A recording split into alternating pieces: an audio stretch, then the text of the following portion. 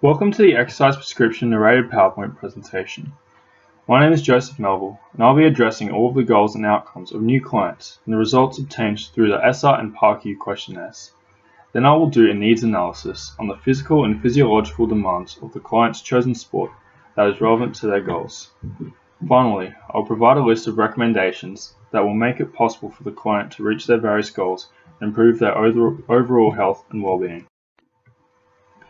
The client first approached the clinic about 3 weeks ago, with the intention to return to competitive soccer for the first time since leaving high school. The client is a physically active 23-year-old male who is 179.4 centimeters tall and weighs 89.5 kilograms, giving him a BMI of 27.8. 3 goals were chosen by the client. The behavioral goal was to adhere to the program, their health goal was to improve cardiovascular endurance, and their exercise goal was to develop power, speed, and agility. The purpose of conducting the ESSA pre-screening tool was to determine the level of risk for the client to participate in physical activity or exercise based on their medical history and current health and fitness levels. The Physical Activity Readiness Questionnaire, or PARQ, helps to determine the individual's readiness to perform physical activity. The client answered no to all but one question in both pre-screening tools, saying that he had pain in his right knee and right wrist. This places the client at low risk of injury during exercise and therefore requires clearance from either from a GP or other allied health professional before he can participate in exercise. The client's medical history shows that he has injured his right knee about 2 years ago from playing soccer and is only experiencing low levels of pain in his knee as well as in his right wrist. While he is at risk of re-injuring his knee, he has been receiving physiotherapy treatment, and it is hoped that he will be able to play soccer again in another 2 weeks. He is still able to perform physical activity and exercises 3 times a week for about an hour per session, indicating that he meets the guidelines for physical activity levels.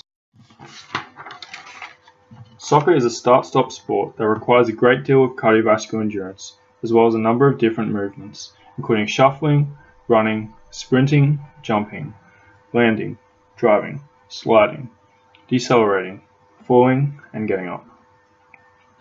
There are several fitness components that are important in assessing elite soccer players, including body composition, endurance, and an even combination of aerobic and anaerobic power. Approximately 80 to 90% of performance during a soccer game is spent at a low to moderate intensity, while high intensity accounts for 10 to 20% of total activity. Studies have shown that approximately 150 to 250 brief intense actions are performed during a game by elite soccer players. The average distance covered by elite defenders and forwards is roughly 10 to 10.5 kilometers per game, but is considerably higher for midfielders, who cover an average distance of 11.5 kilometers per game.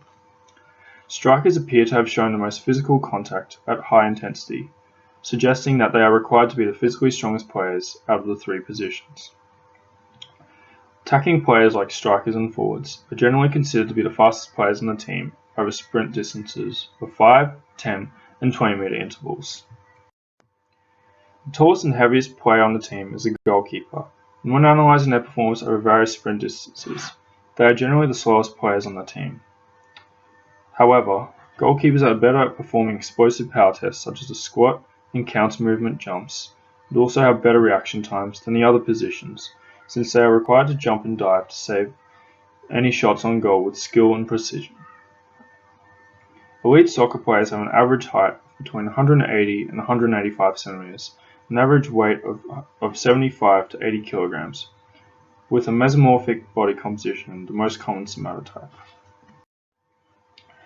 In summary, the client lives a very healthy and active lifestyle and is able to meet the recommendations for weekly levels of physical activity. Despite his body composition and injuries to his knee and wrist, he is still considered at low risk of injuring himself during exercise. Soccer is a very complex sport that requires a great deal of skill and endurance, as well as other components such as good body composition. By adhering to the training program and taking the right precautions, the client should be able to return to playing soccer at a competitive level in a relatively short time frame. In order to improve cardiovascular endurance, the client will undergo a VO2 max test as it is the most significant component for endurance during in-game play. To improve speed, agility, and power, the client will also undergo a speed agility quickness test that consolidates these movements through a range of movements related to soccer. Finally, the client will do interval training following aerobic exercise at 4x4 minutes at 90 to 95% of heart rate max. Thank you for listening.